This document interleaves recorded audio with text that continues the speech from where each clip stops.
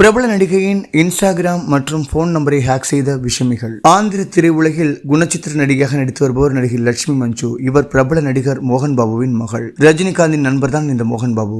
லட்சுமி மஞ்சு தெலுங்கு, தமிழ் மற்றும் மலையாளம் உள்ளிட்ட மொழிகள் நடித்திருக்கிறார். சோசியல் மீடியாவில் எப்பொழுதும் ஆக்டிவாக ரசிகர்களுடன் கலந்து உரையாடுபவர். தன்னை பற்றிய பதிவுகளை அடிக்கடி வெளியிடுபவர். ஆனால் சமீப காலமாக தன்னுடைய இன்ஸ்டாகிராம் கணக்கு ஹேக் செய்யப்பட்டிருக்கிறது என கூறியிருக்கிறார் லட்சுமி மஞ்சு.